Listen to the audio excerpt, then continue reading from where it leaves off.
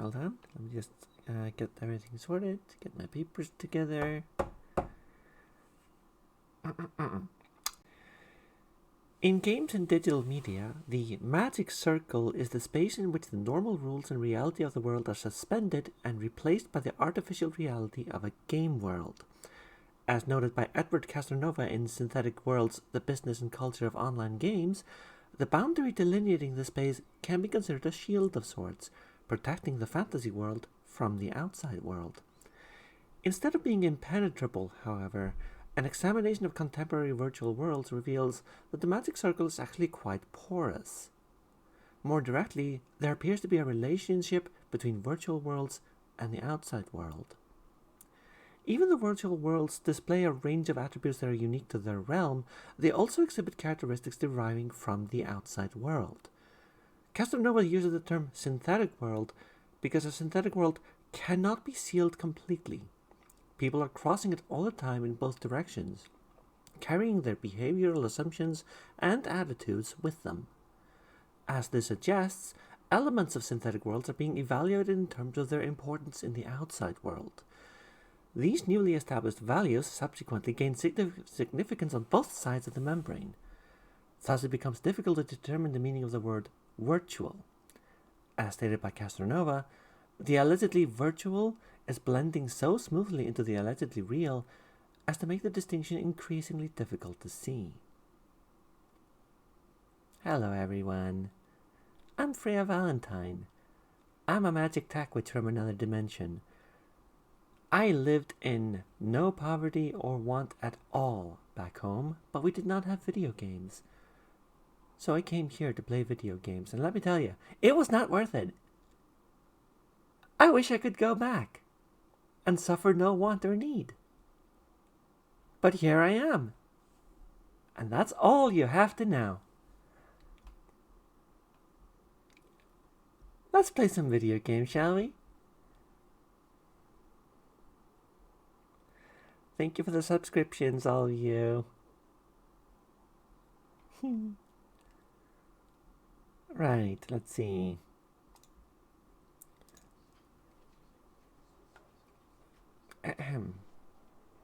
Game. Yep, I sure am playing the Stanley Parable Ultra Deluxe. There it is. You'll note that the screen here in the corner, yeah, that thing. When I move my mouse, it goes down here as well. Oh, hello! 10 gift subs from Janabite Wolf. Hella. Well, nothing for it.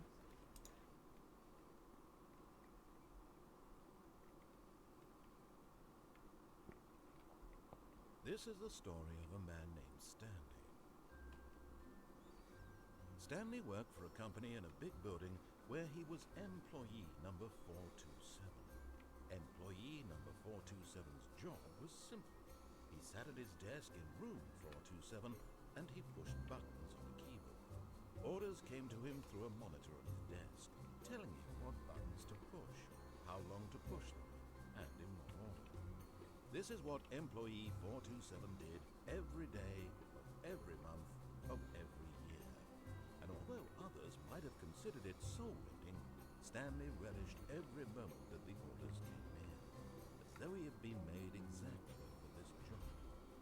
And Stanley was happy. I wish I was happy. And then one day, something very peculiar happened. Something that would forever change Stanley. Something he would never quite forget. He had been at his desk for nearly an hour when he realized that not one single order had arrived on the monitor for him to follow. No one had showed up to give him instructions, call a meeting, or even say hi. Never in all his years at the company had this happened, this complete isolation. Something was very clearly wrong. Short, frozen solid, Stanley found himself unable to move for the longest time. But as he came to his wits and regained his senses, he got up from his desk and stepped out of his office. Did he? Did he really?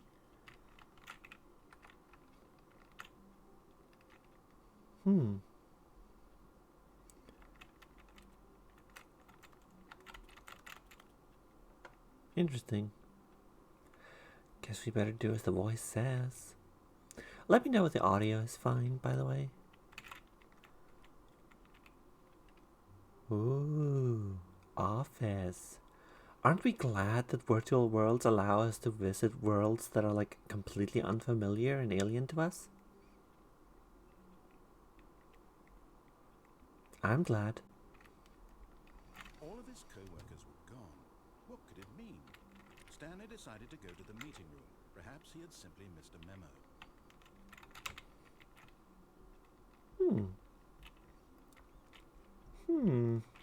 No matter how hard Stanley looked, he couldn't find a trace of his co-workers. Stanley went around touching every little thing in the office. Touch. Nor did it advance the story in any way. Drawers. Let's touch the drawers. Hey.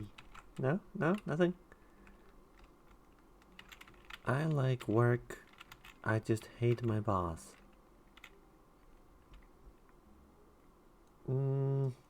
Sure.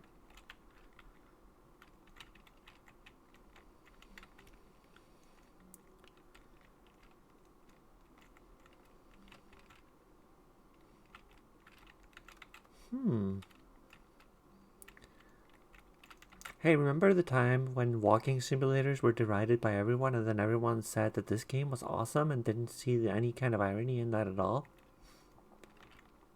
That was a great time in video games. Video games were not worth it.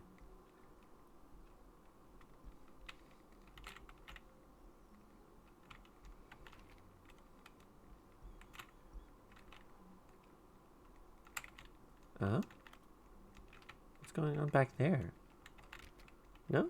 Alright. When Stanley came to a set of 2 open doors, he entered the door on his left. I see absolutely no reason not to follow the instructions of the mysterious voice. Yeah, I'm a tabletop person, it's true. Direct competition, you see. Except not. Yet there was not a single person here either. Feeling a wave of disbelief, Stanley decided to go up to his boss's office, hoping he might find an answer there. Financial panic meeting. Oh, we're gonna have those in like a couple of months. Termination Tuesdays.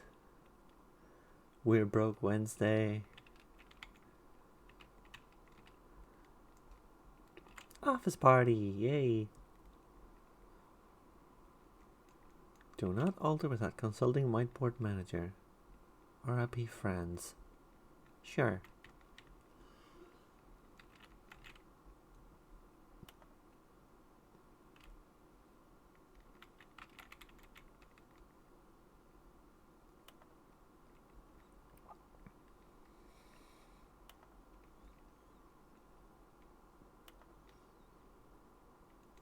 I don't know how to read charts, I'm just a cat.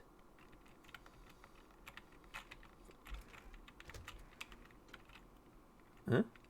Stanley stepped into the broom closet, but there was nothing here, so he turned around and got back on track. Sure, mysterious voice. I'm okay with that. Coming to a staircase, Stanley walked upstairs to his boss's office. Okay. I'll just passively do everything I'm told.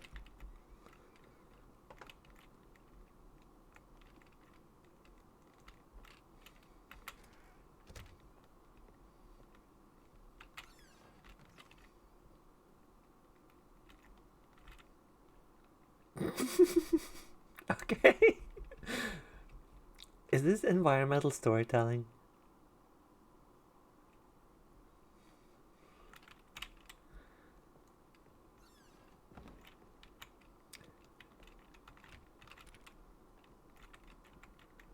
No secretary, huh? Ooh. Business time.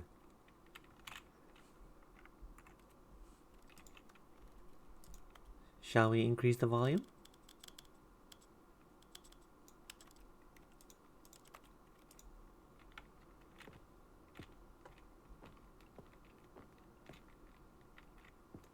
Stepping into his manager's office, Stanley was once again stunned to discover not an indication of any human life. Shocked, unraveled, Stanley wondered in disbelief who orchestrated this. What dark secret was being held from him? What he could not have known was that the keypad behind the boss's desk guarded the terrible truth that his boss had been keeping from him. And so the boss had assigned it an extra secret PIN number. 2845. Piano! But of course, Stanley couldn't possibly have known this. Won't let me play the piano. Sad. Oh. Chianti? Really? Really? Why is this such a low resolution right Stanley here? just sat around twiddling his thumbs. Like, why is Trying to input all anything on things? the device was useless, since he could never possibly know that the combination was 2845. Where's that keypad anyway?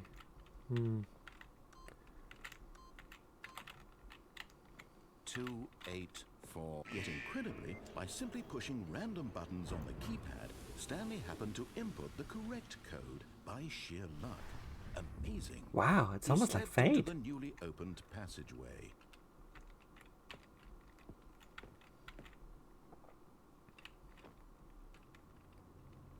Alright, cool.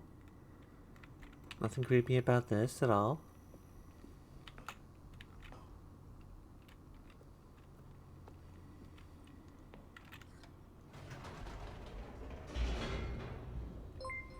Oh, thank you for the subscription. Loading screens? Descending deeper into Wow. the building, Stanley realized he felt a bit peculiar. That takes me back. It was a stirring of emotion in his chest, as though he felt more free to think for himself, to question the nature of his job. Why did he feel this now, when for years it had never occurred to him? This question would not go unanswered for long. Whatever you say, mysterious wise. Stanley walked straight ahead through the large door that read Mind Control Facility. Sure, why not?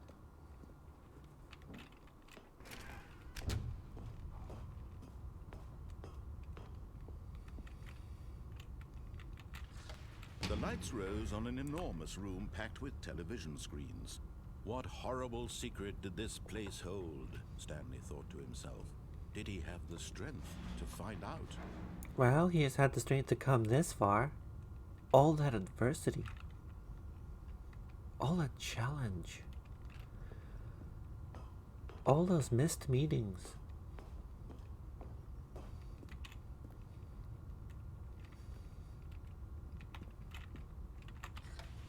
Now the monitors jumped to life, their true nature revealed. Each bore the number of an employee in the building, Stanley's co-workers. The lives of so many individuals reduced to images on a screen, and Stanley, one of them, eternally monitored in this place where freedom meant nothing. There's my number.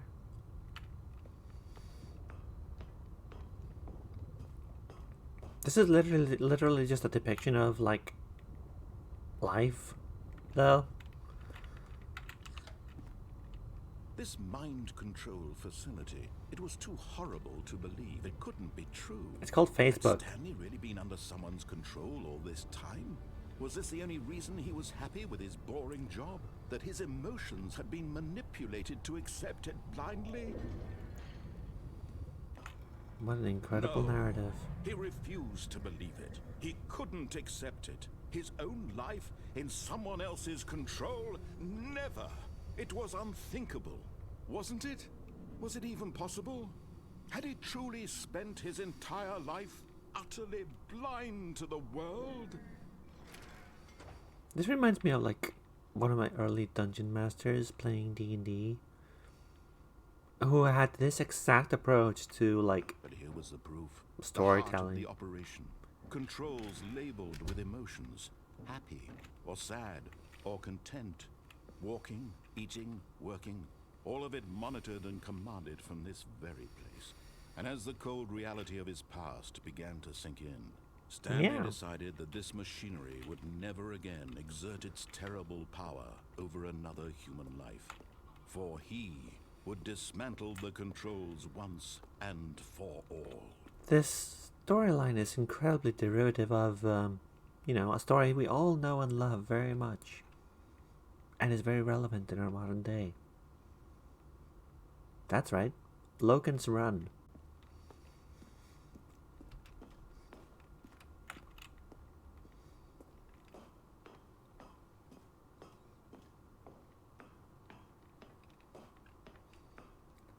And when at last he found the source of the room's power, he knew it was his duty, his obligation, to put an end to this horrible place and to everything it stood for. Oh no, this is Mass Effect 3.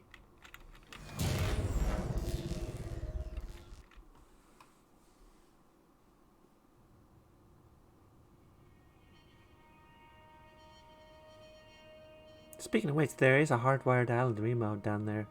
Blackness and a rising chill You can use of it. uncertainty. Have fun. Was it over? It's by Valmini.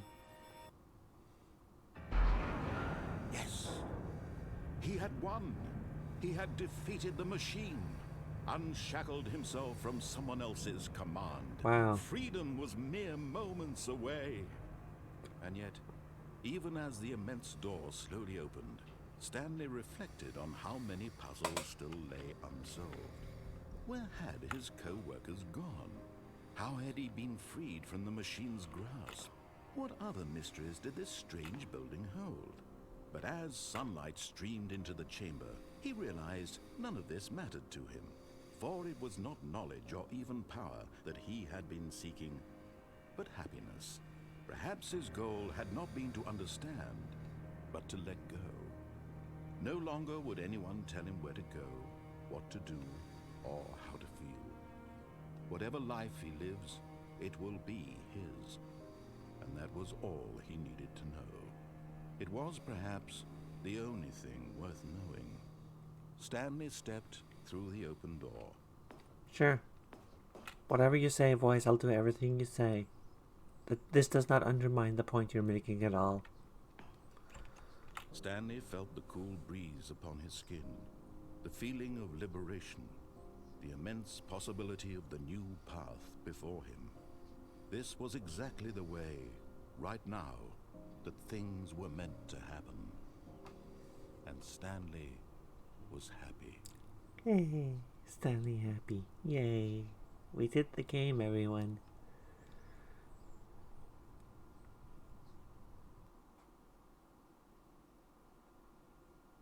As a matter of fact, that got me 2 achievements. Now then. Let's have some fun, shall we? I actually really dislike this voice. Let's not do anything. All of his co-workers were gone. What could it mean? Stanley decided to go to the meeting room. Perhaps he had simply missed a memo. Oh. I pressed spacebar. You cannot jump in this game, and there's an achievement for you can't jump. Neat. No matter how hard Stanley looked, he couldn't find a trace of his co-workers. I want this guy's job. 432. What was your job? You don't even have pencils. You only have a pencil sharpener and a single lamp pointing towards the pencil sharpener. Did you stare at it all day? Because surely you were not sharpening pencils. Like, are there any pencils in this room? At all? That's a pen. You don't sharpen pens. Now that's a job I can do.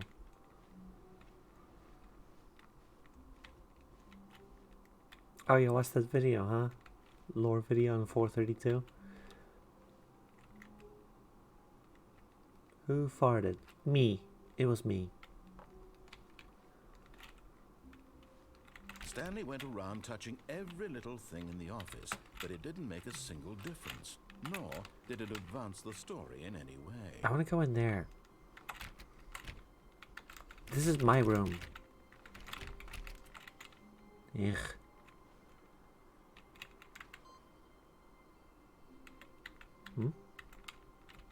Input received. Well, congratulations.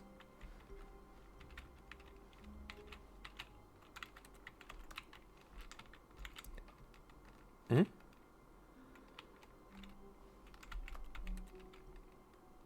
Odd.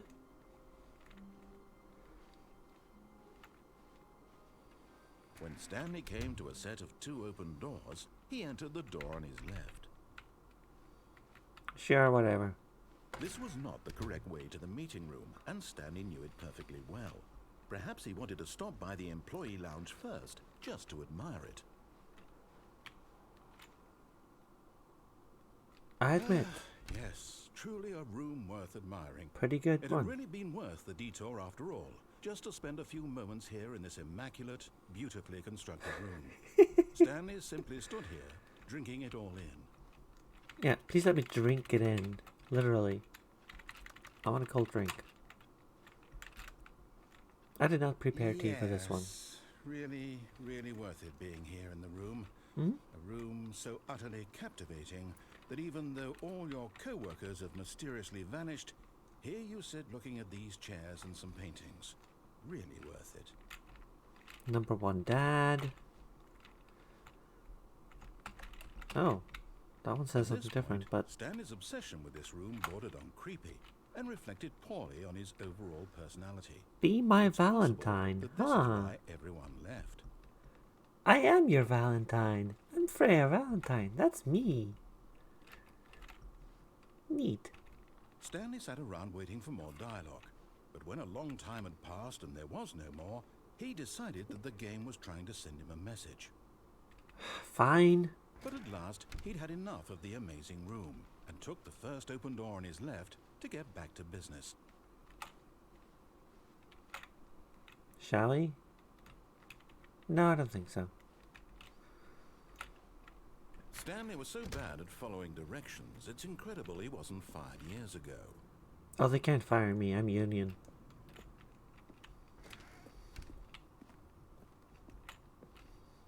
Union, in fact. Eh? Eh? Eh? No? Okay. Look, Stanley, I think perhaps we've gotten off on the wrong foot here. I'm not your enemy, really, I'm not. I realize that investing your trust in someone else can be difficult, but the fact is that the story has been about nothing but you all this time. There's someone you've been neglecting, Stanley. Someone you've forgotten about.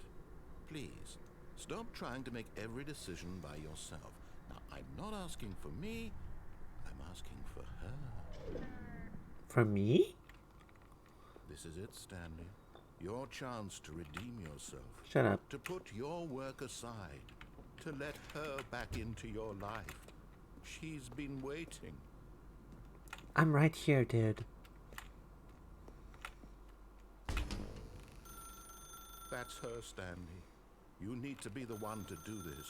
To reach out to her. If you can truly place your faith in another, then pick up the phone. It is genuinely difficult to be the one to reach out. It is true. You should always reach out to your friends.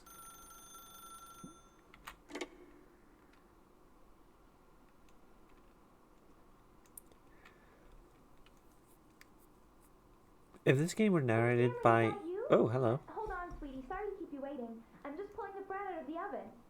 All right. Okay, there we go. All right, now, I want you to come in and tell me all about your day. So, hold up. Gotcha. Yeah, whatever. Come on. Did you actually think you had a loving wife who'd want to commit their life to you? I'm trying to make a point here, Stanley. I'm trying to get you to see something. Yeah, what I'm Come seeing inside. here is Let 427 me show you what's really apartment going number on. also? Like, come on. This is a Anyway. very sad story about the death of a man named Stanley. Stanley is quite a boring fellow. He has a job that demands nothing of him. and every button that he pushes is a reminder of the inconsequential nature of his existence. I would still marry her. Look at him there, pushing buttons, doing exactly what he's told to do. She's a better conversationalist than this narrator. Now he's eating lunch. Now he's going home. Now he's coming back to work. One might even feel sorry for him, except that he's chosen this life. But in his mind, he can go on fantastic adventures. From behind his desk, Stanley dreamed of wild expeditions into the unknown, fantastic discoveries of new lands. It was wonderful, and each day that he returned to work was a reminder that none of it would ever happen to him. Look, I'm just saying, if you have a boring life that is, like, just fulfilling you the way it is, stay there. It's not worth abandoning perfection for video games. And so he began to fantasize about his own job. First, he imagined that one day while at work, he stepped up from his desk to realize that all of his co-workers, his boss, everyone in the building had suddenly vanished off the face of the earth. The thought excited him terribly. Not really. So he went further. He imagined that he came to 2 open doors and that he could go through either. At last, choice. It barely even mattered what lay behind each door. The mere thought that his decisions would mean something was almost too wonderful to behold. Oh yes, this is meaningful narrative and storytelling. As he wandered through this fantasy world, he began to fill it with many possible paths and destinations. Down one path lay an enormous round room with monitors and mind controls. And down another was a yellow line that weaved in many directions. And down another was a game with a baby. And he called it the Stanley Parable. It was such a wonderful fantasy, and so in his head he relived it again, and then again, and again, over and over, wishing beyond hope that it would never end, that he might always feel this free. Surely there's an answer down some new path, mustn't there be? Perhaps if he played just one more time. Love you. But there is no answer. How could there possibly be? In reality, all he's doing is pushing the same buttons he always has. Nothing has changed. The longer he spends here, the more invested he gets. The more he forgets which life is the real one. I mean, the joke here is I was already just pushing buttons and going through the motions, so... And I'm trying to tell him this. That in this world, he can never be anything but an observer. That as long as he remains here, he's slowly killing himself. Literally what I was doing with you, buddy. He won't stop. Here, watch this. Stanley, the next time the screen asks you to push a button, do not do it. Shut up. You see? Can he just not hear me? How can I tell him in a way that he'll understand that every second he remains here, he's electing to kill himself? How can I get him to see what I see? How can I make him look at himself?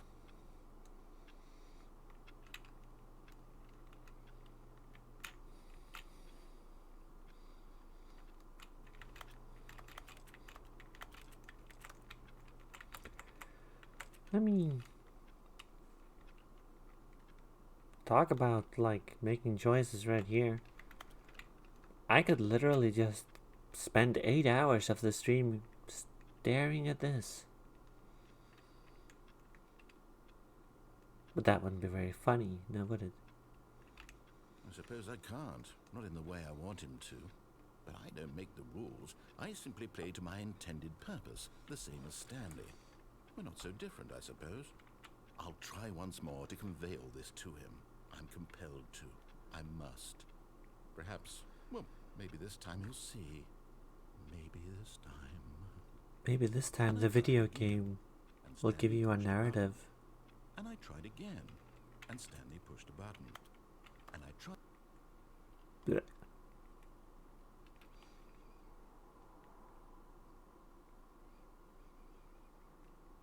Hey, Eve. Right. Say, now that I've done that, I wonder when the new content will come in. A lot of you may have played this game already and like realized All that of his co-workers you were know, gone. What could it mean? Stanley this decided is to not go the to the same meeting room. thing. Perhaps he had simply missed a memo. Like, where could the new content of this game be?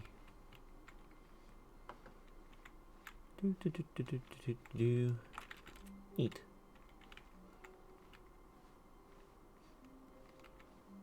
When Stanley came to a set of 2 open doors, he entered the door on his left.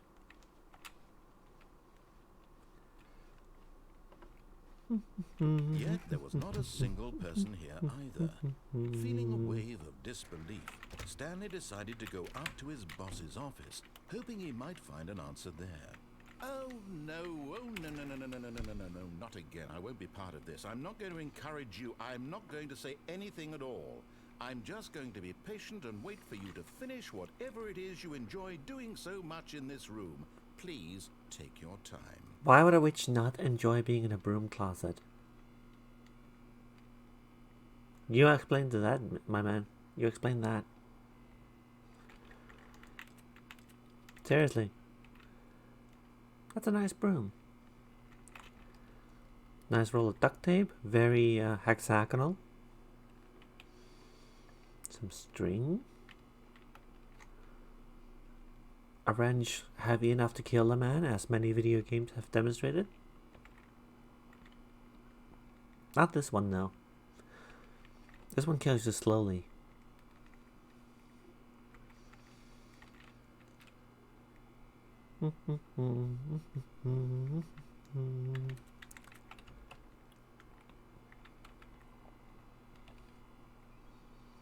I wonder how long you have to be in here. You know?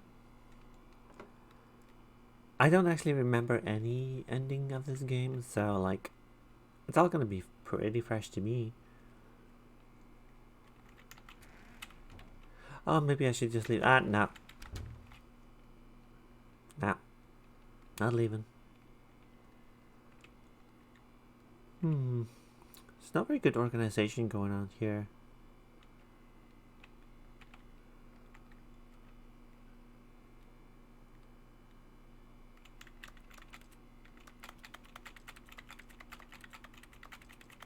It's your bedroom? Nick, please.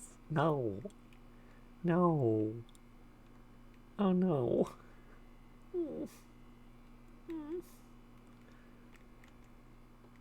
Later. Thank you for coming. And for all the subs and everything. Anyway. Bye. Coming to a staircase, Stanley walked upstairs to his boss's office. Let's go to hell instead.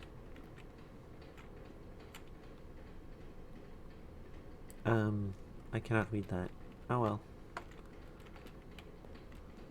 But Stanley just couldn't do it. He considered the possibility of facing his boss. Admitting he had left his post during work hours, he might be fired for that. Hi, And in such a Chucky. competitive economy, why had he taken that risk? All because he believed everyone had vanished. His boss would think he was crazy. And then something occurred to Stanley.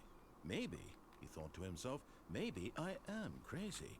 All of my co-workers blinking mysteriously out of existence in a single moment for no reason at all. None of it made any logical sense. It really And as doesn't. Stanley pondered this, he began to make other strange observations. For example, why couldn't he see his feet when he looked down? Why did doors close automatically behind him wherever he went? Oh my And gosh. for that matter, these rooms were starting to look pretty familiar. Oh no. Were they simply repeating? No, Stanley said to himself, this is all too strange. This can't be real. And at last, he came to the conclusion that had been on the tip of his tongue. He just hadn't found the words for it. Oh no. I'm dreaming, he yelled. This is all a dream. Oh, what a relief Stanley felt to have finally found an answer, an explanation. His co-workers weren't actually gone. He wasn't going to lose his job. He wasn't crazy after all. And he thought to himself, I suppose I'll wake up soon. I'll have to go back to my boring real-life job pushing buttons. I may as well enjoy this while I'm still lucid. So, He imagined himself flying and began to gently float above the ground. Okay. Then he imagined Yes. himself soaring through space on a magical star field, and it too appeared. It was so much fun, and Stanley marveled that he had still not woken up. Wow. How was he remaining so lucid? And then perhaps the strangest question of them all entered Stanley's head. One he was amazed he hadn't asked himself sooner. Why is there a voice in my head dictating everything that I'm doing and thinking? Now the voice was describing itself being considered by Stanley, who found it particularly strange. Stop talking to yourself, dude. A voice describing me, thinking about how it's describing my thoughts, he thought. And while he thought it all very odd, and wondered if this voice spoke to all people in their dreams, the truth was that, of course, this was not a dream. How could it be? Was Stanley simply deceiving himself, believing that if he's asleep, he doesn't have to take responsibility for himself? Stanley is as awake right now as he's ever been in his life. Now, hearing the voice speak these words was quite a shock to Stanley. After all, he knew for certain, beyond a doubt, that this was in fact a dream. Did the voice not see him float and make the magical stars just a moment ago? How else would the voice explain all that? This voice was a part of himself too. Surely, if he could just... He would prove it. He would prove that he was in control, that this was a dream. So he closed his eyes gently, and he invited himself to wake up. He felt the cool weight of the blanket on his skin, the press of the mattress on his back, the fresh air of a world outside this one. I don't know. I've played worse CS:GO maps. He thought to himself, I'm through with this dream. I wish it to be over. Let me go back to my job. Let me continue pushing the buttons. Please, it's all I want. I want my apartment, and my wife, and my job. All I want is my life exactly the way it's always been. My life is normal. I am normal. Everything will be fine. I am okay. I'm not. Oh, hello. Let's keep going. Stanley began screaming. Please, someone, wake me up. My name is Stanley.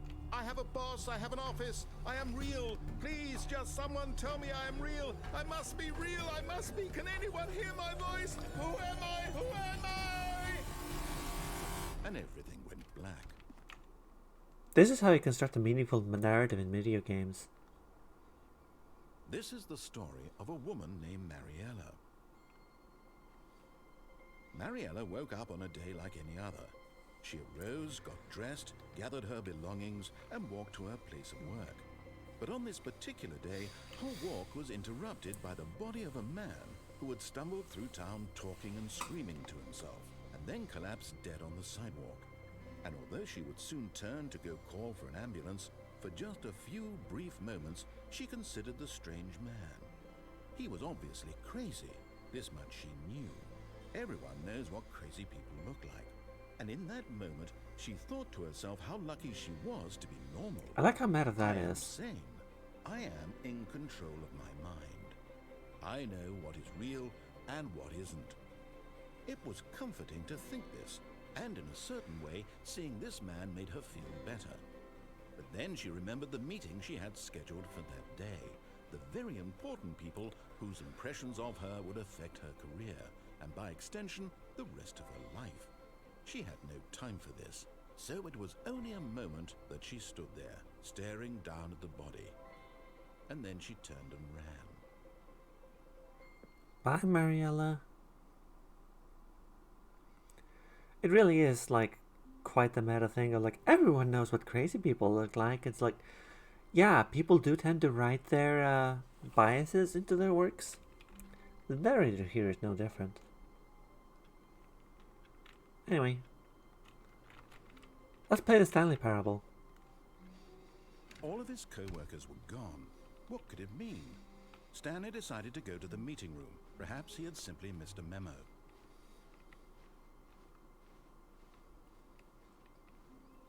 When Stanley came to a set of 2 open doors, this was not the correct way to the meeting room, and Stanley knew it perfectly well. Perhaps he wanted to stop by the employee lounge first, just to admire it. Wow. Yes, this room. Yeah, I see it. But eager to get back to business, Stanley took the first open door on his left.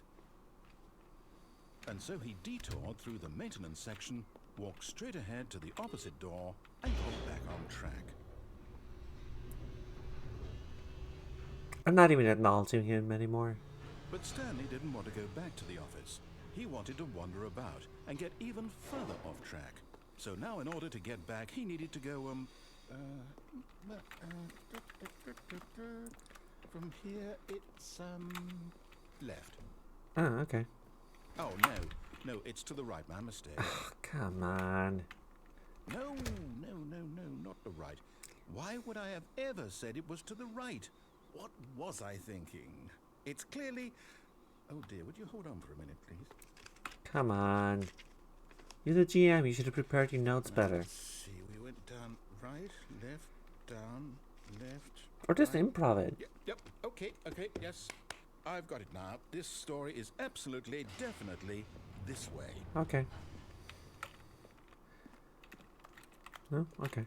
Alright, fine.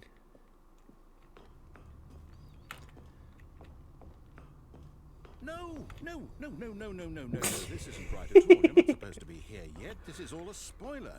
Quick, Stanley, close your eyes. No. Okay. We just have to get back to, who am I kidding? It's all rubbish now. The whole story completely unusable.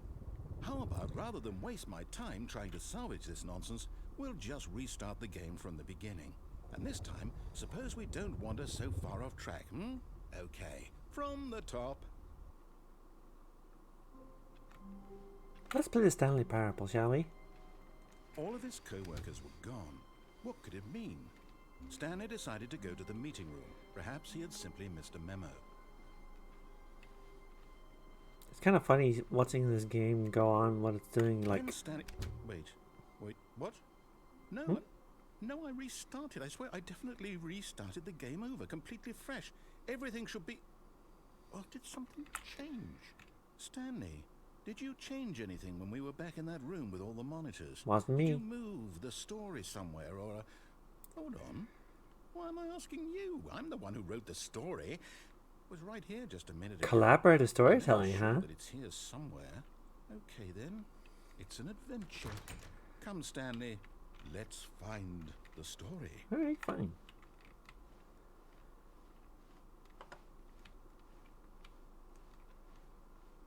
Let's see. Up here, yep, sure. It's kind of funny playing this game and realizing how few of its lessons people have learned. Ah, come on. I'll say it. This is the worst adventure I've ever been on. I can promise you there definitely was a story here before. Do we need to restart the game again? Well, I find it unlikely that we'll ever progress by starting over and over again, but it's got to be better than this. Okay, let's give it a shot. Why not? Let's play the Stanley Parable, everyone. All of his co-workers were gone. What could it mean? Stanley decided to go to the meeting room. Perhaps he had simply missed a memo.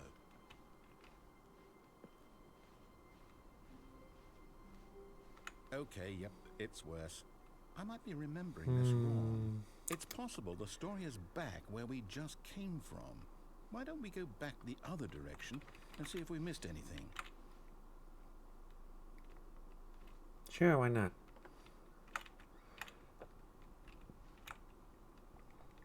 E.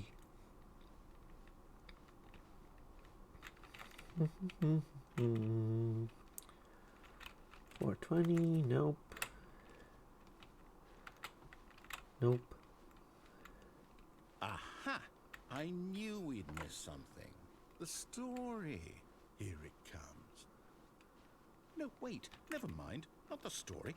Okay, let's head back the other way and retrace our steps. I know, right? I'm a bit late Now today. Well, I'll be honest, I don't recognize this place at all. Is this the story? I don't think so. Eh. I can't quite recall, but I believe my story took place in an office building. Is that correct? Do you remember, Stanley? Well, do you know what? Since I've completely forgotten what we were supposed to be doing, how about this? You win! Hey! Congratulations! I know you put in a lot of hard work, and it really paid off, so good I won. job. I won! Oh, no. No, I don't feel right about this at all. Really? We both know you didn't put in any actual work for that win. Some people win fair and square, and this was not one of those situations. Okay? Playing fair is I'm for getting losers. weirded out by whatever this place is. I don't care what might happen this time. I have to restart. Let's play the Stanley Parable, everyone. All right, I've got a solution. This time, to make sure we don't get lost, I've employed the help of the Stanley Parable Adventure Line. Just follow the line. How simple is that? Shit, this is actually kind of hard. Hold on. Give me a second. Dang it. Hold on. No. Why is this game so hard?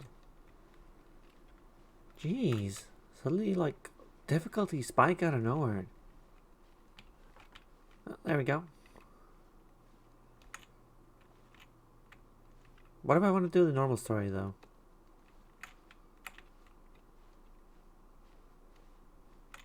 No, I'm down. We're leaving it up to the line from now on. Oh, you think? Alright, fine. I mean, I trust the line more than I trust you, so...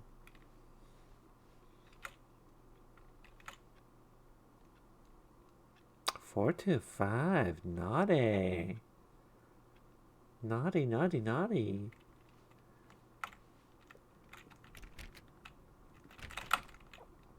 B.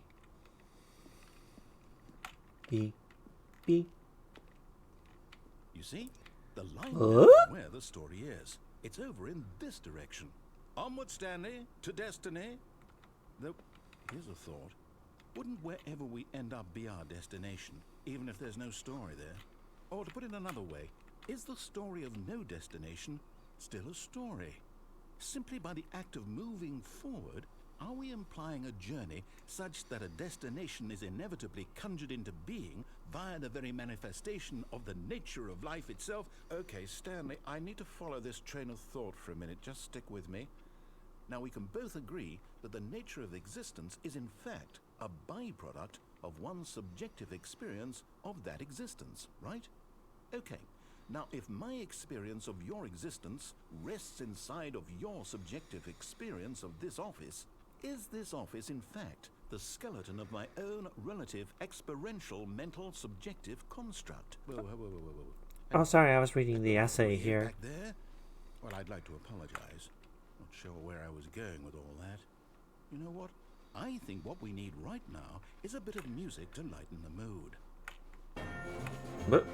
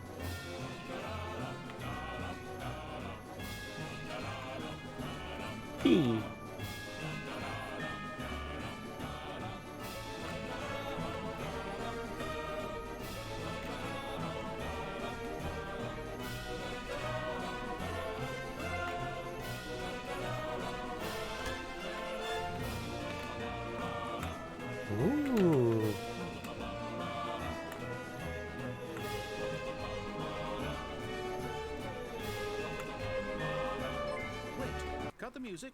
Go back and look at that fern.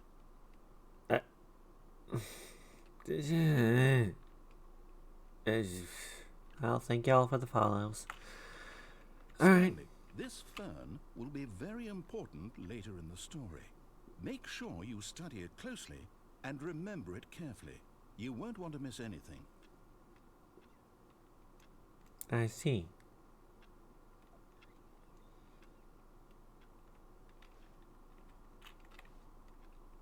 Okay.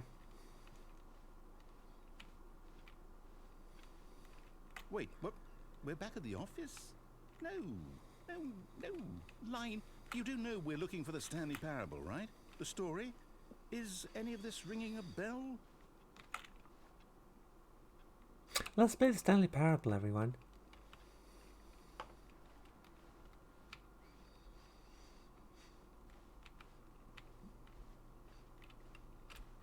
Yeah.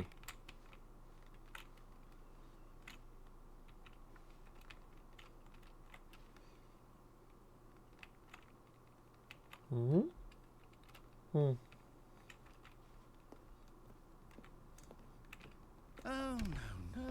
no, not again, Line. How could you have done this to us? And after we trusted you, after everything we've been through, you... Oh, I can't take this anymore. To hell with it. Restart. Let's play the Stanley Parable, everyone. You know what, Stanley? I say forget the adventure line. What's it ever done for us? I don't know. We're intelligent people, right? Why can't we make up our own story? Collaborative storytelling? Daring, mysterious. Ooh, this all sounds perfectly doable. Why don't we simply start wandering in, well, I don't know. How about this direction? Yeah, sure, okay. Now, yes, this is exciting. Just me and Stanley forging a new path, a new story. Well, it could be anything. What do you want our story to be? Go wild. Use your imagination. Oh, there's a problem Whatever going it with might be, that. Stanley, I'm ready for Like, it. if you just give someone a blank slate and tell them whatever the heck you want, usually they'll come up with nothing. True storytelling, true creativity comes from constraint. A boat? Oh, no, not you again. Stanley, I'd also like to veto the line from having any role in our awesome new story. No lines or monitor rooms. Just don't acknowledge it, and we should be fine. But I like the line. The line has whimsy and fun. The line is very much like myself. Absolutely no sense of direction or knowledge of where it's going. No sense of restraint either. Ah, a choice. We get to make a decision. From here, the story is in our control. How important we mustn't squander the opportunity. In fact, I believe I need a minute to think here. Just walk in circles for a minute. Alright, sure. Okay, so I know that each door has to lead somewhere, which means that somewhere, the place where we're trying to go, there must be a reverse door that leads here. And that in turn means that our destination corresponds with the counter-inverted reverse door's origin. So starting from the right, let us ask, will taking the right door lead us to where we're going? And since the answer is clearly yes, then by all accounts, the door on the right is the correct one. Another victory for logic. Come, Stanley. Our destiny awaits.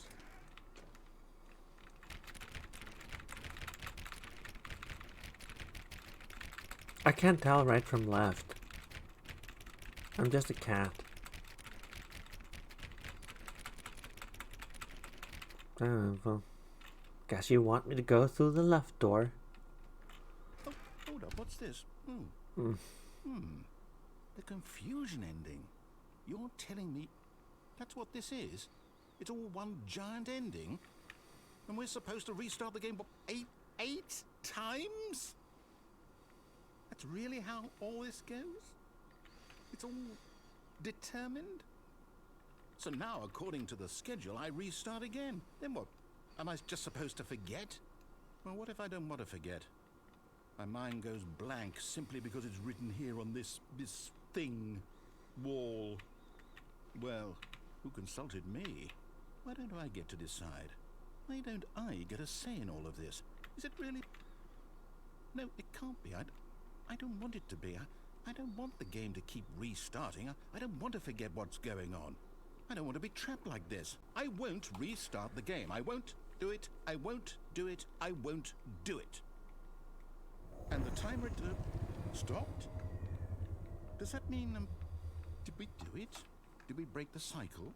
The, whatever it is that made this schedule? This is how Deus Ex Human Revolution was made, by the way. Will someone come No for us? deviation from the schedule. Did something happen? So, okay. I guess now we just wait.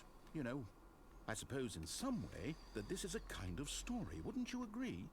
I'm not quite sure if we're in the destination or the journey, though they're always saying that life is about the journey and not the destination. So I hope that's where we are right now.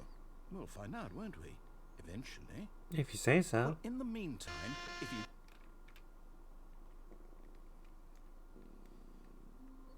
Let's play the Stanley Parable, everyone.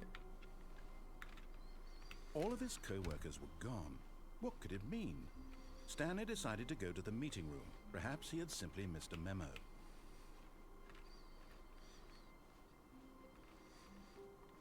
When Stanley came to a set of 2 open doors, he entered the door on his left.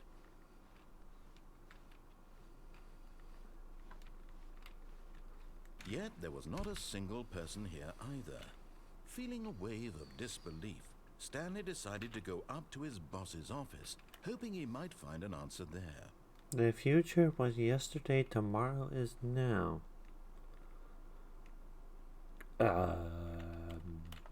Okay?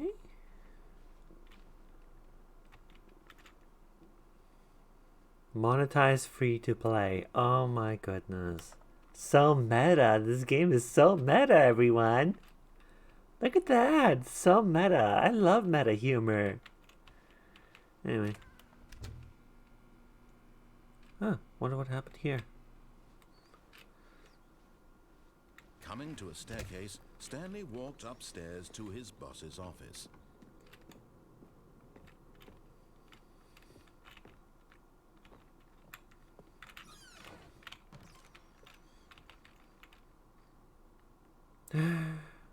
When will we get games that let us see ourselves in mirrors?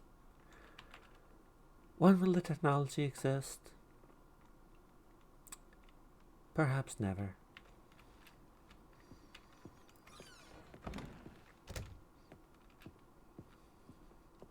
Stepping into his manager's office, Stanley was once again stunned to discover not an indication of any human life. What could it mean? Kitty. Stanley wondered aloud to nobody. He began wildly Kitty. tearing through papers on the boss's desk, pulling books off the shelf, looking behind paintings, desperate for clues to his situation. But his attention was caught by a keypad behind the boss's desk. What could its purpose be? In fact, this keypad guarded the terrible secret that lay buried below his feet. And so the boss had assigned it an extra secret pin number, 2845. But of course, Stanley couldn't possibly have known this.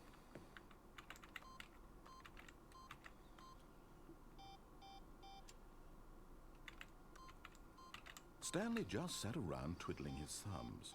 Trying to input anything on the device was useless, since he could never possibly know that the combination was 2845.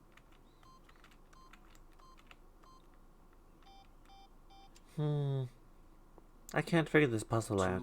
2845. What does that hint mean? I don't get it. Hey chat, help me out here, will ya?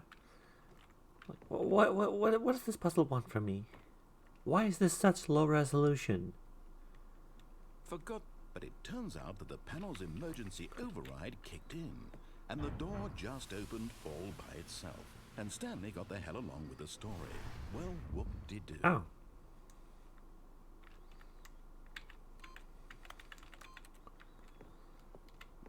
Oh, okay, sure.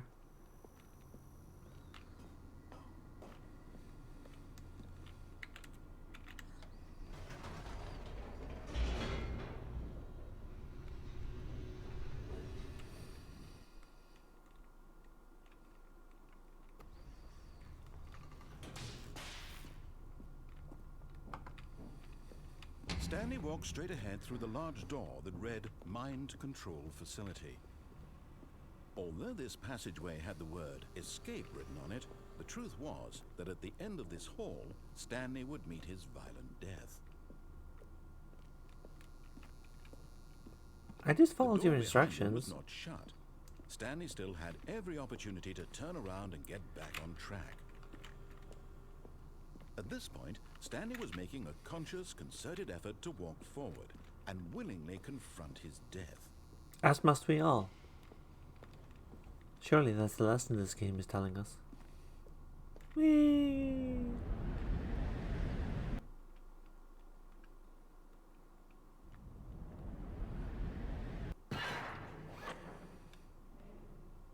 Oh, no fall damage? Huh. One of those games, huh? As the machine whirred into motion and Stanley was inched closer and closer to his demise, he reflected that his life had been of no consequence whatsoever. Stanley can't see the bigger picture. He doesn't know the real story, trapped forever in his narrow vision of what this world is. Perhaps his death was of no great loss, like plucking the eyeballs from a blind man. And so he resigned and willingly accepted this violent end to his brief and shallow life. Yeah. Farewell, Stanley. Bye-bye. Guess this is it. "Farewell, Stanley," cried the narrator, as Stanley was led helplessly into the enormous metal jaws. In a single visceral instant, Stanley was obliterated as the machine crushed every bone in his body, killing him instantly.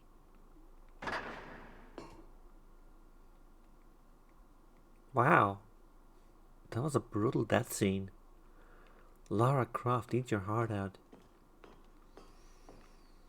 And yet it would be just a few minutes before Stanley would restart the game, back in his office, as alive as ever. What exactly did the narrator think he was going to accomplish? When every path you can walk has been created for you long in advance, death becomes meaningless, making life the same. Do you see now? Do you see that Stanley was already dead from the moment he hit start?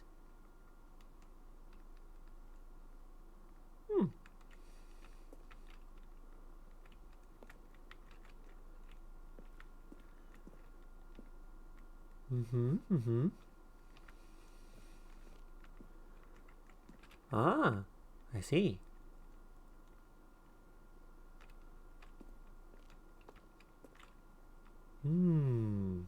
Yes, I see.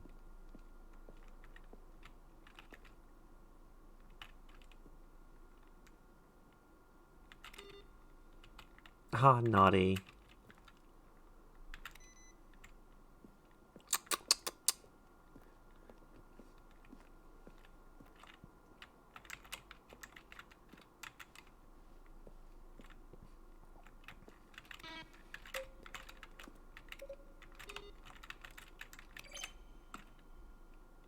Neat.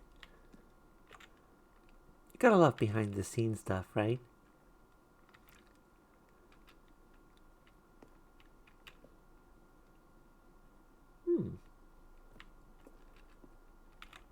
Crows, crows, crows. I see.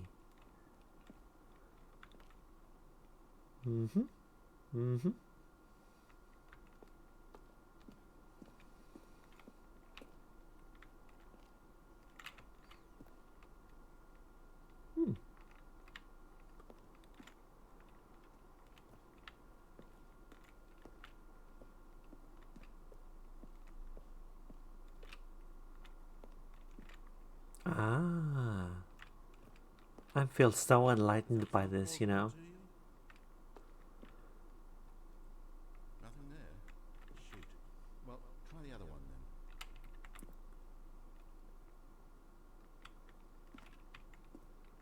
Stanley pushed the number 6. Now then, this elevator for sure would get him right back on track to where he was supposed to be in the story. Don't we feel so much more special, like we're part of the creative process by seeing how the game was made? It's so meaningful.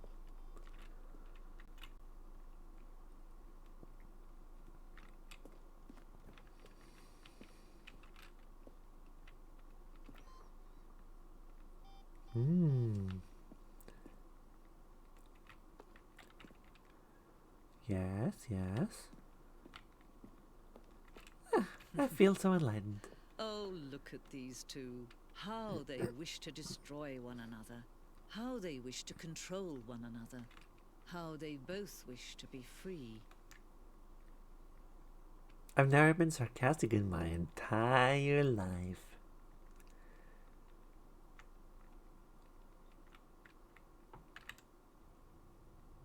Can you see? Can you see how much they need one another? No, perhaps not. Sometimes these things cannot be seen.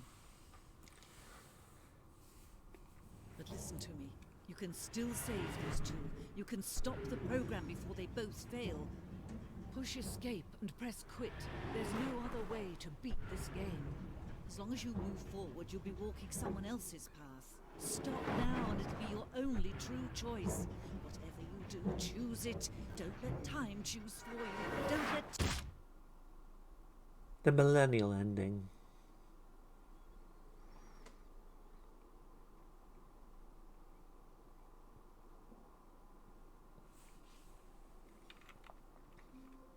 Let's play the Stanley Parable, everyone. Stanley had never seen the office this brightly lit. Was it a sign of something? He hoped it was. He hoped very much that it was. Yeah. What was that? Are we seeing ghosts?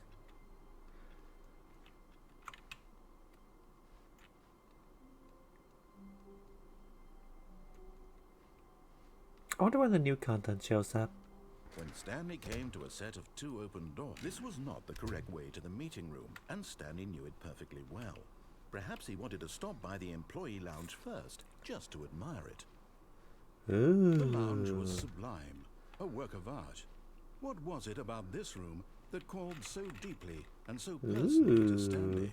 Its grace, its subtle charm? No. Stanley knew it was something deeper, something darker. It's the fact that there's a Valentine's Day cup right there. But eager to get back to business, Stanley took the first open door on his left. Sorry, instructions weren't Stanley very was so clear. bad at following directions, it's incredible he wasn't fired years ago.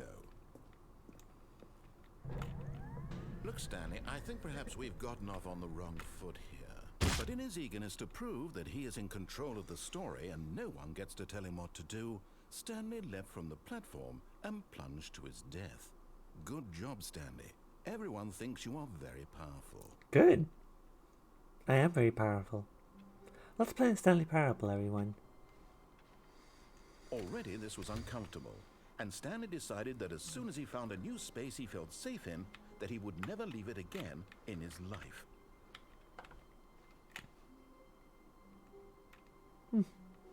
I wonder what that door means. When Stanley came to a set of 2 open doors, this was not the correct way to the meeting room, and Stanley knew it perfectly well. Perhaps he wanted to stop by the employee lounge first, just to admire it. Standing now in this incredible room, Stanley for the first time understood true happiness. Then the feeling went away, and he felt sad again. Oh. Then it came back, and lingered for a minute or two. Now it's only half there. Just a kind of, tingle. Lamau? But eager to get back to business, Stanley took the first open door on his left. Sure. And so he detoured through the maintenance section, walked straight ahead to the opposite door, and got back on track.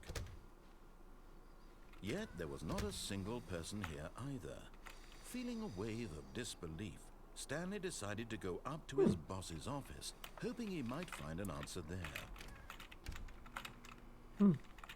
Wonder what happened to there.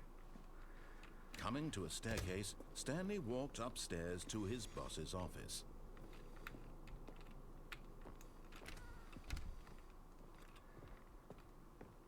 The moment he entered his manager's office, Stanley froze in his tracks.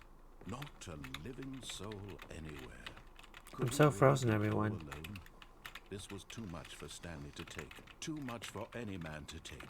He fell to his knees, bursting into half moans, half sobs, the guttural retching of life from a man denied any hope, any reason to keep going. Here on the floor he lay prone, paralyzed by fear for nearly a full hour. But when at last he began to move about and survey the situation, he found a keypad behind the boss's desk. What could it mean? Was it a sign of hope for Stanley's future? Alas, it was not. For although this keypad guarded the terrible secret of Stanley's past, it had been assigned a 4-digit code so devious and so random that no man could ever hope to guess it. 2845. Statistically, nearly impossible to guess blindly, ever. Well, that's rude.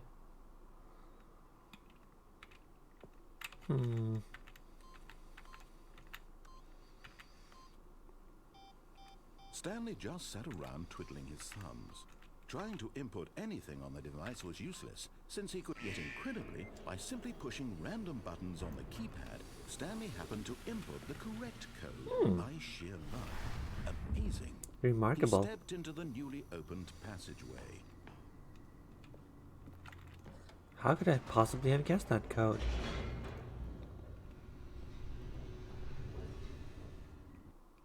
Wild.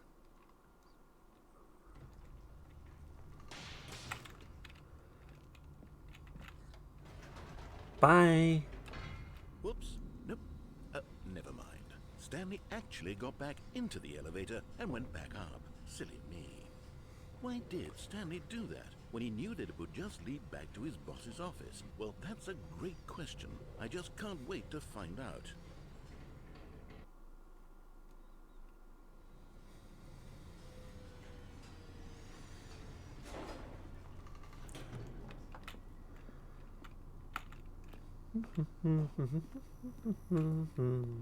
Here we are, Stanley. It's your boss's office. Exactly the way it was before you got onto the elevator. It's still just exactly what it is. What a decision you've made to come up here and look at the office again. This has fleshed out the plot of the story in new and fascinating ways I could have never anticipated. It's that keen eye for storytelling that you have. An incisive rapid fire of critical plot points, one after the other, weaving a rich tapestry of uncompromising narrative. Thank you. I made it both myself. To the edge of my seat. Seriously though, Chianti kinda sucks. That's the moral of my story.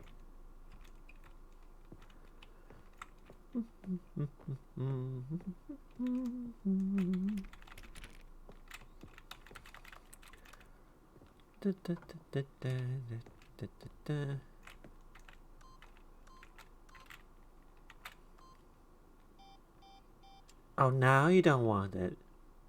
Now you're just being petulant. Oh, game. Didn't think of every possible thing, now did you?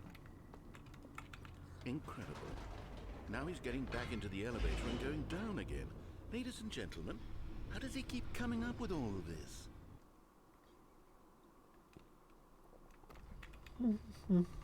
Surely this time Stanley will walk forward into the spooky corridor. Stanley walked straight ahead through the large door that read Mind Control Facility. Ah, we did that one last time, didn't we? Wait, last time? What am I talking about? Oh well.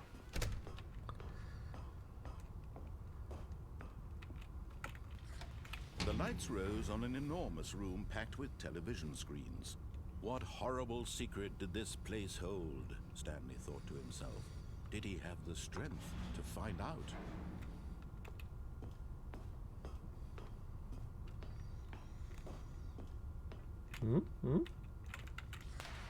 Now the monitors jumped to life, their true nature revealed. Each bore the number of an employee in the building, Stanley's co-workers. The lives of so many individuals reduced to images on a screen, and Stanley, one of them, eternally monitored in this place where freedom meant nothing. Once again, just very much a commentary on what this game is, isn't it? On what every game is. Video games were not worth it. This mind control facility, it was too horrible to believe. It couldn't be true. Had Stanley really been under someone's control? Someone all gets this time? fired. Was this the only reason he was happy with his boring job? That his emotions had been manipulated to accept it blindly? Curious. I wonder how you manage to get fired from a job like He this. refused to believe it. He couldn't accept That takes his skill. own life in someone else's control. Never. Yeah. It was unthinkable, wasn't it? Was it even possible? Had he truly spent his entire life utterly blind to the world? But here was the proof. The heart of the operation. Controls labeled with emotions. Happy, or sad, or content. Walking, eating, working. All of it monitored and commanded from this very place. And as the cold reality of his past began to sink in, Stanley decided that this machinery would never again exert its terrible power over another human life. Beep boop. For he would dismantle the controls once and for all. Boop boop beep beep beep boop. Oh come on, they don't let me turn this one on? Jeez. Terrible. What a terrible game. No choices at all.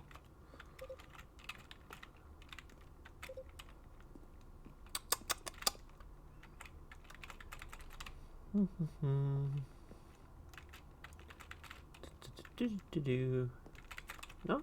Alright, sure. Beep boop.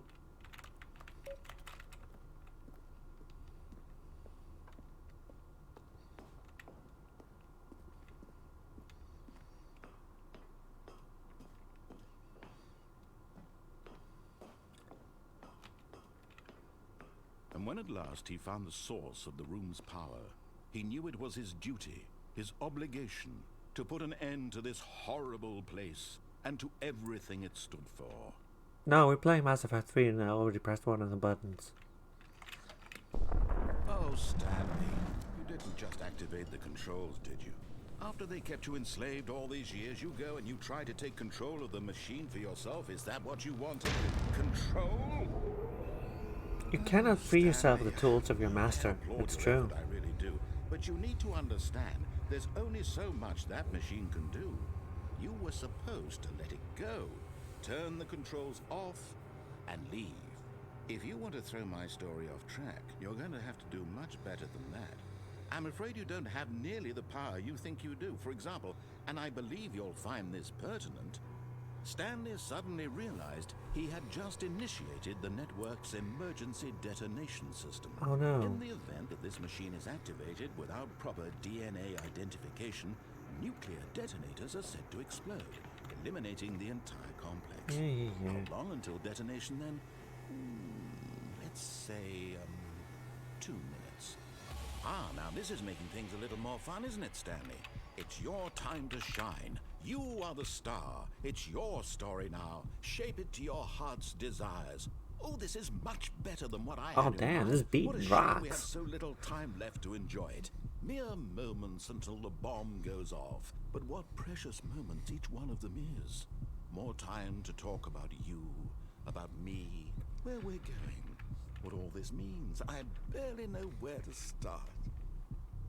What's that? You'd like to know where your co-workers are?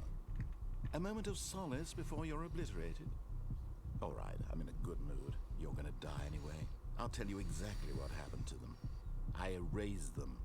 I turned off the machine. I set you free.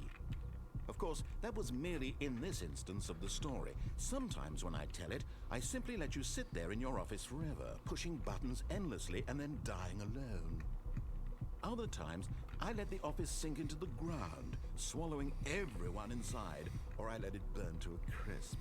I have to say this, though, this version of events has been rather amusing. Watching you try to make sense of everything and take back the control wrested away from you, it's quite rich.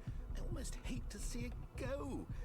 But I'm sure whatever I come up with on the next go-around will be even better. My goodness, only 34 seconds left. But I'm enjoying this so much. You know what? To hell with it. I'm going to put some extra time on the clock, why not? Ooh, more These are music. precious additional seconds, Stanley. Time doesn't grow on trees. Oh dear me, what's the matter, Stanley? Is it that you have no idea where you're going or what you're supposed to be doing right now? Or did you just assume when you saw that timer that something in this room was capable of turning it off? I mean, look at you. Running from button to button, screen to screen, clicking on every little thing in this room.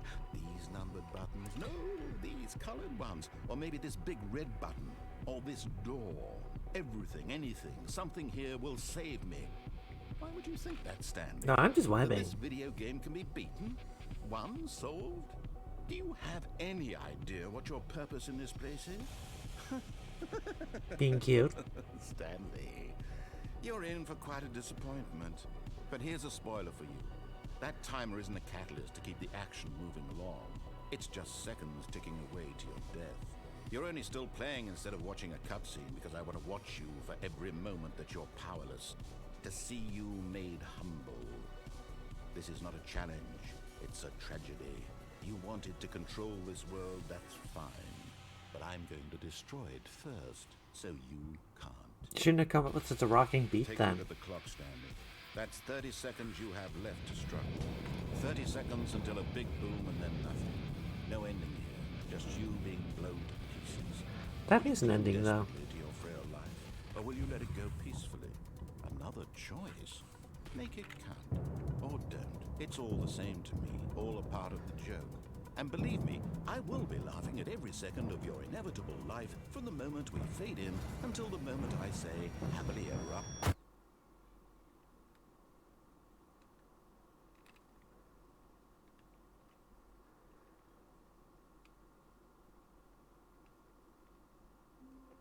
Let's play the Stanley Parable, everyone.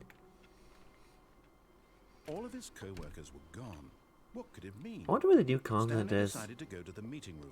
Perhaps he had simply missed a memo. I must have missed it so far. I mean, really, like, how hard is it to find? When Stanley came to a set of 2 open doors, this was not the correct way to the meeting room, and Stanley knew it perfectly well. Perhaps he wanted to stop by the employee lounge first, just to admire it. Stanley felt lightheaded, butterflies in his stomach, giddy in a way he had never known before. Was it this room? A connection between the two? Could a man love a room? I mean, truly, truly, deeply, madly love.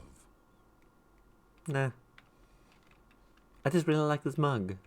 That's all. Yes, really, really worth it being here. But eager to get back to business, Stanley took the first open door on his left. Stanley was so bad at following directions, it's incredible he wasn't 5 years ago.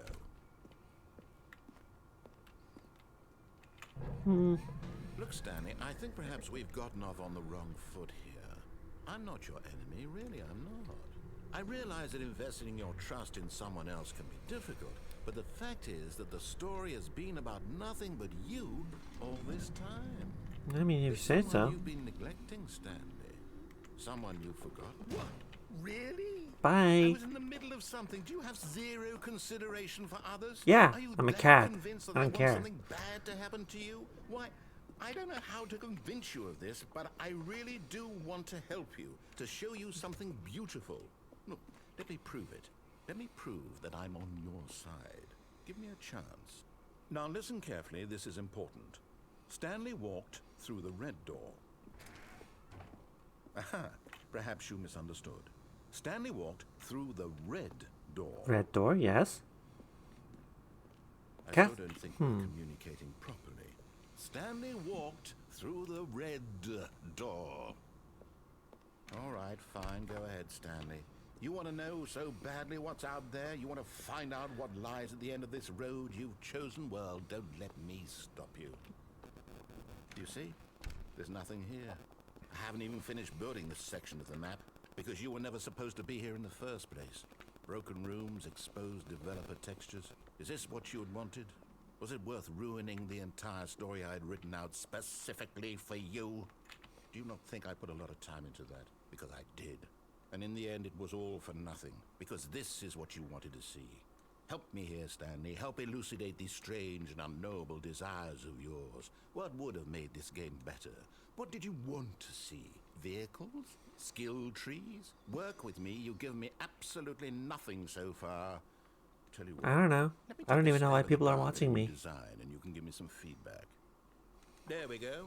A third option. This already feels leaps ahead of where we were before. Go ahead, Stanley. Take it for a spin. Okay, I'm going to stop you there. Now, tell me about your experience with this new version. Would you say that the game benefited from allowing you more choices? Feel free to be honest. Alright, chat. Which one of these should I pick? Like, let's just put this one up to a vote, shall we? Like, where do we rate our experience on this? 3, yeah, very fair. It's an okay experience, you know. Strive for 5, 2. Oh dear. That's pretty low. 6. Alright, sure. Let me just push the 6 button. No? Okay. 2, 3, 6, 5, 2, 2. Okay. Couple more, please. Give me a couple more numbers. Just squeeze out 1 or 2 more numbers, please. For free, yeah.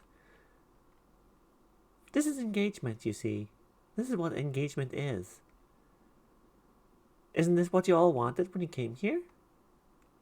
Isn't this the experience of streaming you liked? Isn't this exactly what you asked for? To have some viewer engagement?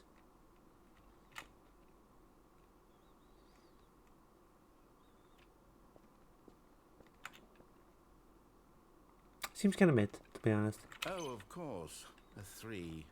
Really? Maybe next time we can get you to form an actual opinion, you know? Any level of critical thinking or engagement with your surroundings? Does that sound good? Think we can do that? Nah. Yes? Nah, no thinking on this stream. No thinking on this stream. Here, based on the data from your previous playthrough, I've compiled a new version. And to be perfectly candid, I think I've knocked it out of the park with this one. Let's take a look.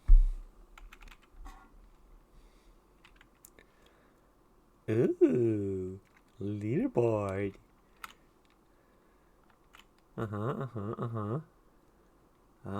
cool.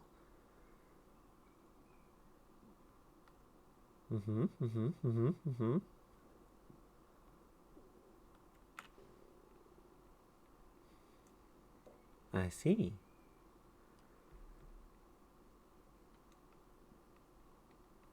Neat.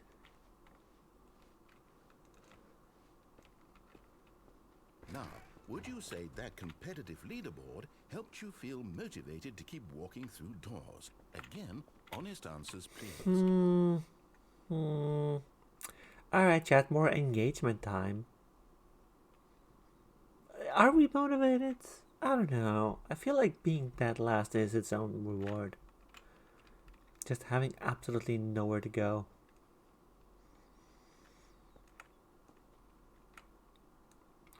Four, three. You hate leaderboards? Yeah, I'll call it a vote for 3. I don't know how to do these things. I'm just a gay cat. Hey, I nearly forgot. I've got a prototype of a new game I've been working on, and now would be a lovely opportunity to give it some playtesting. Oh no. You wouldn't mind taking a look at it, would you? I would. Perfect. Let me boot it up. Ugh. In this game, the baby crawls left towards danger. You click the button to move him back to the right, and if he reaches the fire, you fail. It's a very meaningful game, all about the desperation and tedium of endlessly confronting the demands of family life. I think the art world will really take notice. But of course, the message of the game only becomes clear once thank you've you, been playing Hatchet. it for about 4 hours. So why don't you give it 4 hours of I'm glad play to be make company. sure it's effective. Be sure On to such a keep serious notes on your moment. experience.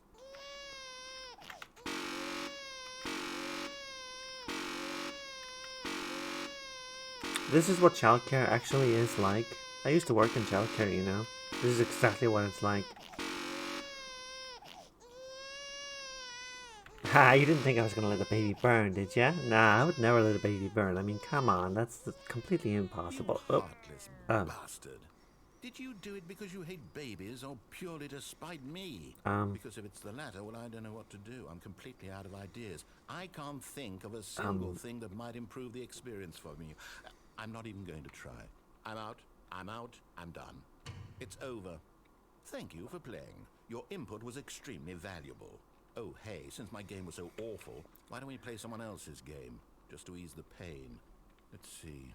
What do we have here? Yes, this seems like it'll work. Let's give it a shot. As a game designer, I get sent a lot of people's works in progress, and I just no. Aha, Ooh. fascinating. What do you think this game is about, Stanley? What's our backstory? What is our motivation? Well, it seems obvious to me that you are meant to play as a creepy man spying on innocent civilians below you from up high in your creep tower, perhaps for some sort of twisted erotic purpose. Yes, that must be it. What a fascinating venture into the experience of total mental depravity. So far, I love everything about this game, Stanley, and it seems there's even more. Come, let's venture outward and see what else is out there. We're playing Firewatch, everyone. Welcome to the stream.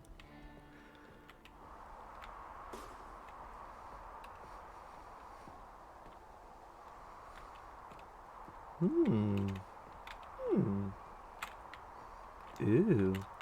Yes.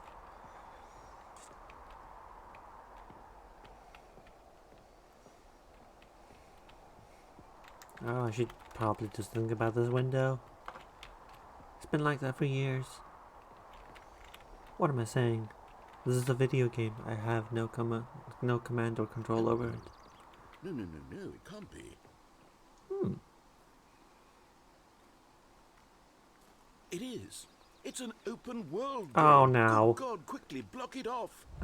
Oh no. Yes, please. Thank you. Thank goodness, Stanley, what a close call. You nearly wandered off into that thing. A big open, just wandering around, no right or wrong directions, no path to follow. You can just go in any... Yeah, I agree. Oh, thank heavens we avoided it. Thank goodness. We're out of the woods now, Stanley. Okay, I'm going to get us out of here. Let's find another game. Preferably something with walls. Something with nice, big, insurmountable... Oh, come on. This already has walls. Work with me here. Okay, I think this will be just the thing. Wonderful. Sweet, See, it's this is Rocket exactly what I League. had in mind. Welcome to Just my a Rocket nice League streak, big box everyone. for you to run around in. There isn't any possibility that you could get lost here. Now this is game design. Stanley, if you manage to get lost in this game, I will be phenomenally impressed. Okay, so what exactly do we do here? Let's see. I'm gonna score a goal. There are lots of cars here in the back, but obviously there's no racetrack. Okay, I'm seeing that there's a ball of some kind back here. Is this game sports ball? Stanley, I think it's sports ball. Oh, what fun. We shall run the Sports bases ball. and do a touchdown together. Yes, I think surely we must. Okay, Stanley, here's the ball. Have fun. Yes! The ball, yes! Noom. There we go. Yep. And come on.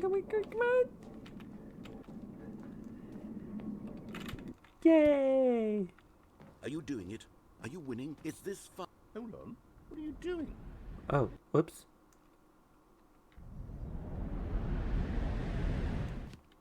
Stanley, don't do that. I can't follow you there. I can't help you. How will you write a story without me? You can't do it. You know that. Stanley, come back.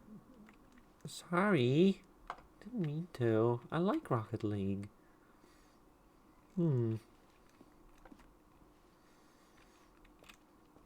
Welcome to the Stanley Parable, everyone.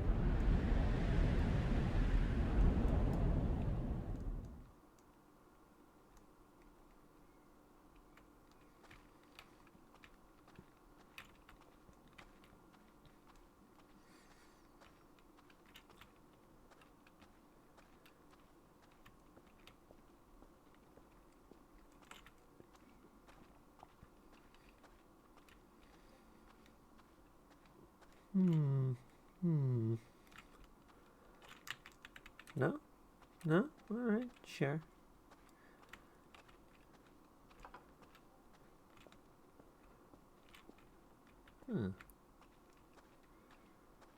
Fascinating. Oh, hello. I recognize this. Let's go back to our office. Our job where we push the keys is so fulfilling, it makes us happy.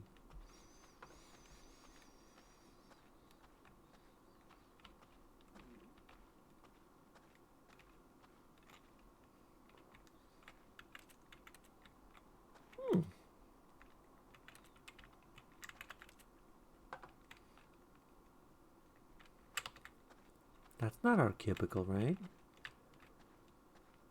Huh. It is. What do you know? They must have renovated.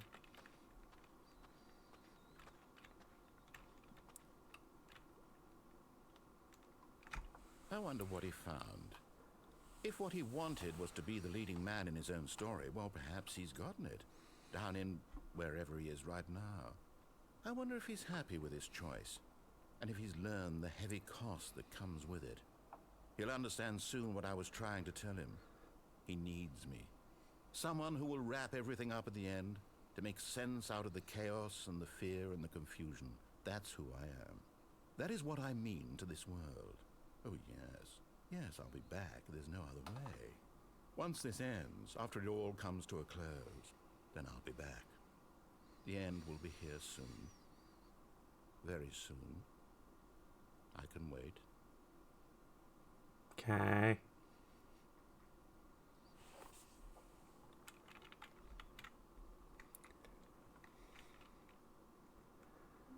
Let's play the Stanley Parable, everyone.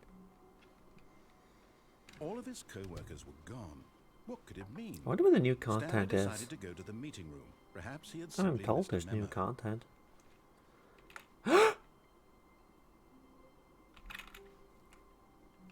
Where did this door come from? Oh, new content? What does that mean, new content? Wow, new content.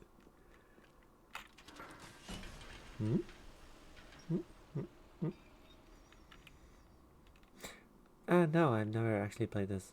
Why?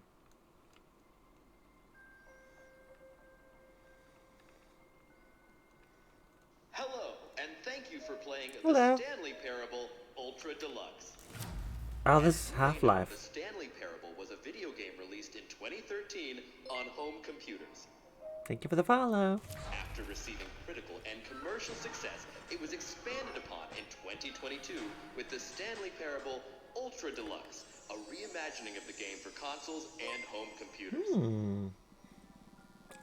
The Stanley Yeah. Parable Ultra Deluxe features exciting new content that broadens and Yeah. expands the world of the Stanley Parable, delighting audiences the world over. What game, yeah? Please, step inside and see what thrilling new adventures await in the Stanley Parable Ultra Deluxe. Oh, well, this sounds delightful. I'm very excited to see the thrilling new Ultra Deluxe content. Sweet. Okay, so far it's an elevator. Nothing special yet, but I'm sure it's just the beginning of a mesmerizing adventure.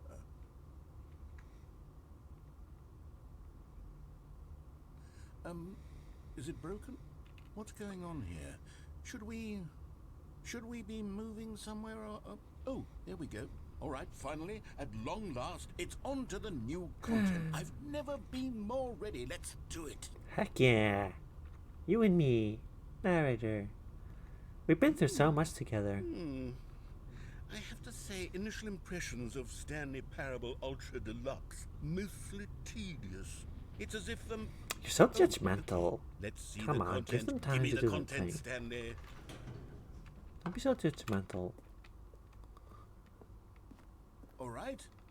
All right, let's see. It's the jump circle.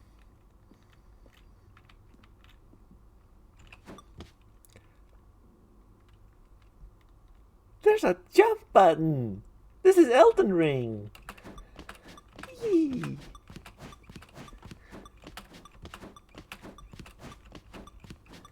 It's Elden Ring, everybody. They have a jump button now.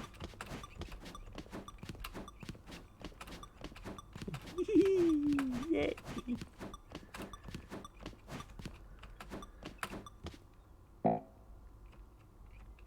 Oh. I ran out of jumps, everyone. Sigh. Is that it? Surely that's not all the new content. There has to be something else, right? Look, Elden Ring got away with it. Why can't we?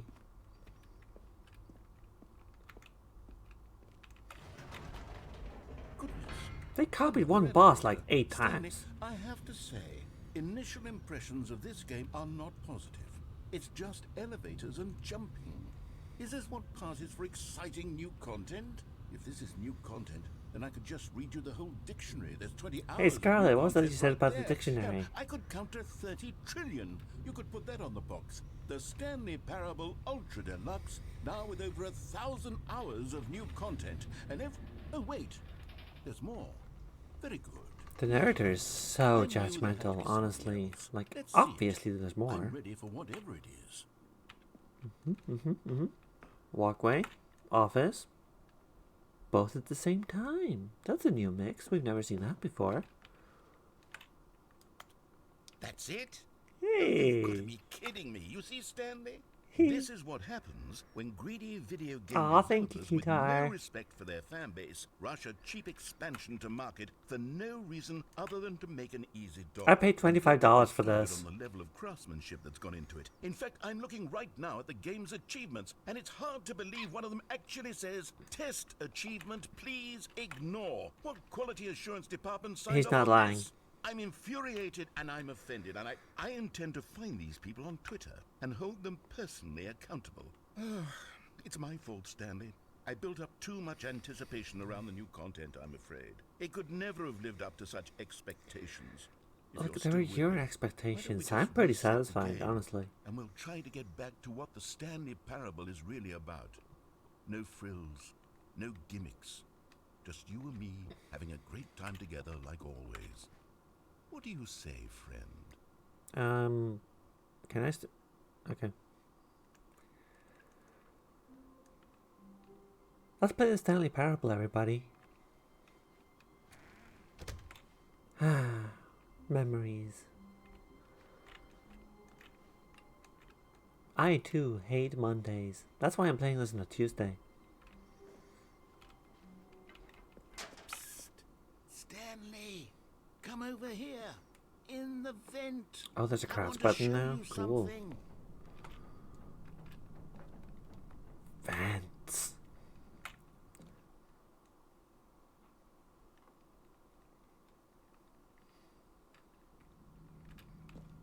Okay, you remember how cheap and unsatisfying the new Ultra Deluxe content turned out to be? Well, it got me thinking about the past and how much better the Stanley Parable used to be. So I made something special and tucked it away here where the game's developers won't find it. Just our little secret. Take a look. You know, this would be much less funny if I didn't know for a fact that some of this is from the Unity Asset Store. Because I've seen this before. Holy crap, that's amazing. That's incredible.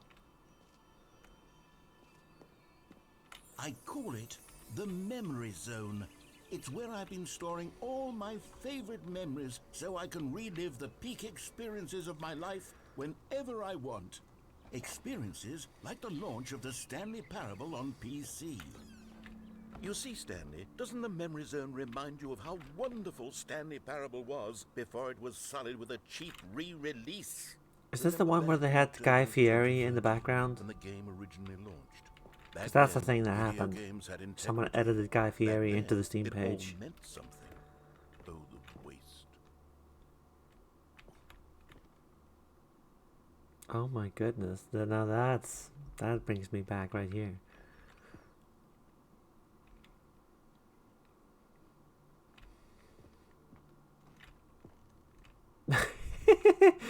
Okay, sure.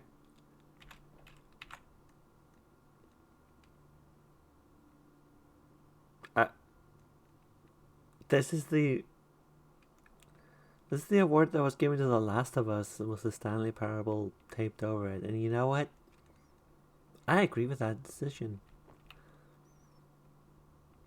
Completely. I think this game has more meaningful story to it than The Last of Us does.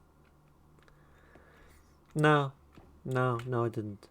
This is a play on like the 90s era of encyclopedia releases that came in boxes like these.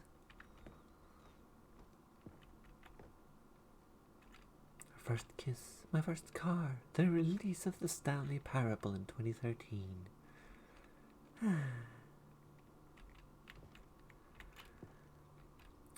Now, I mean, we all know I am a cat from another dimension who came here to play video games, but really, you also are all aware this is a model that you're watching, right? Like, that's the choice you are making here. You are just turning on Twitch, watching some Icelander pretend to be a gay cat online. Except that, she actually is a gay cat, but, whatever. Does that give you meaning? Does that give you purpose? Is that, like, the path that you want laid before you?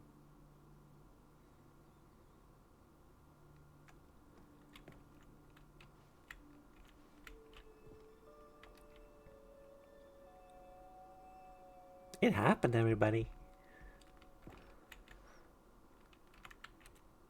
Oh, I remember this one. Oh, goodness.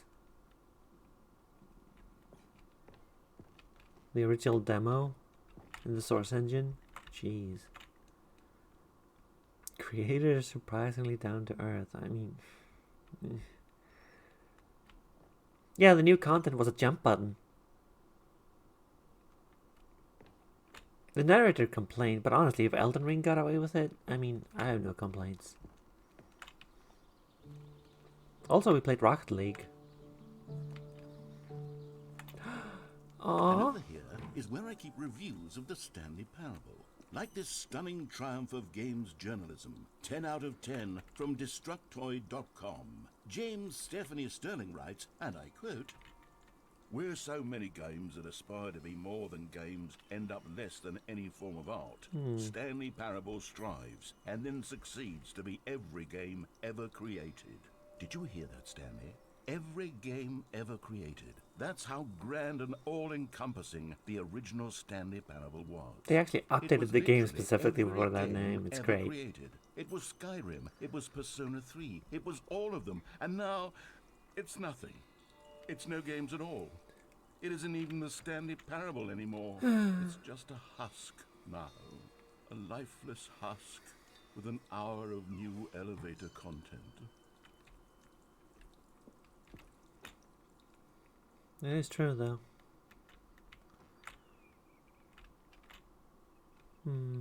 All those memories. It's down here. Oh, come on. No choices? Really, narrator? All the buttons. Oh, Stanley. Hello.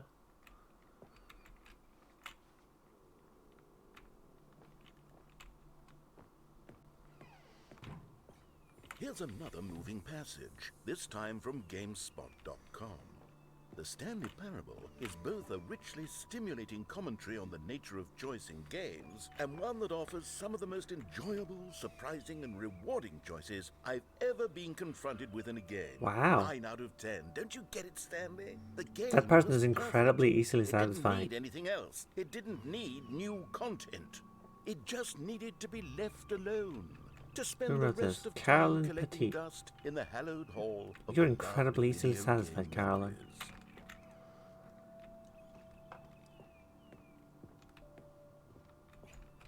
Can I go through here? No? Okay. Guess you don't want me to go through there.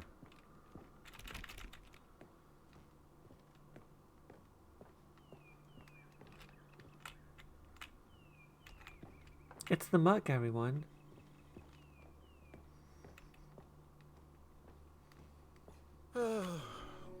These were simpler times, Stanley. What I wouldn't give to go back, to have it all over again. I mean, there's nothing stopping us. We can just go right back to it.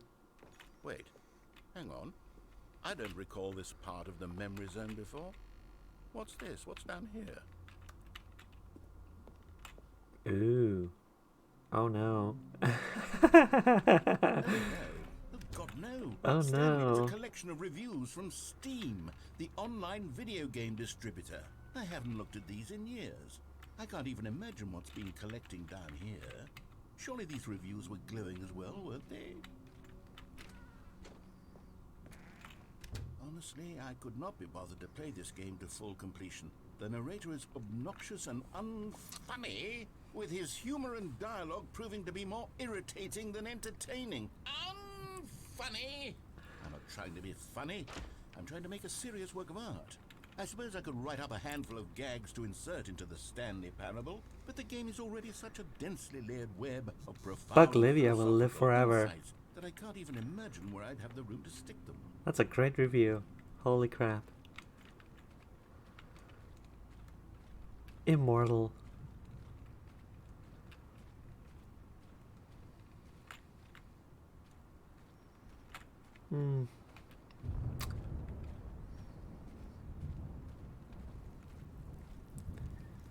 See, now the game is just starting to take itself too seriously, in my opinion. Oh, come on. This one seems like... That's a terrible resolution. And it's a positive one. Come on. Okay, let's see what this one says. While the idea for the game is good, for someone who prefers non-linear games, this preachiness gets annoying fast. Preachy? Stanley? I'm not preachy, am I? You kind of Tell me are. if I'm preachy. Honestly, you can. You kind of are. I'm This sorry. is actually quite shocking for me. I always, well, to be honest, I had always thought of the game's dialogue as being rather terse to begin with. You can't know how much fluff I cut from the game to get it to feel as light and airy as it... Well, I always thought it did, but maybe it wasn't. Dear, what an awful memory to have to hold on to. These black marks on my otherwise unimpeachable track record. I feel like a failure. Like I let these people down. Perhaps the Stanley parable isn't quite as sterling as I always remembered. Only James Stephanie is that sterling.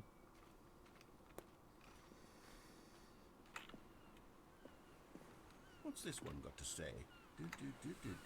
You constantly have to stop doing anything so the narrator can catch up with his long-winded explanations of what's happening.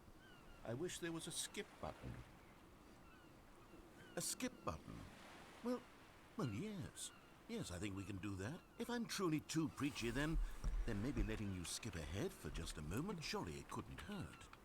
Not if it means we can strike these negative reviews from the record. Only positive reviews of the Stanley parable. That's my motto today, and it's always been my motto. I'd do anything for the customer, Stanley. Yes, a skip button we shall have.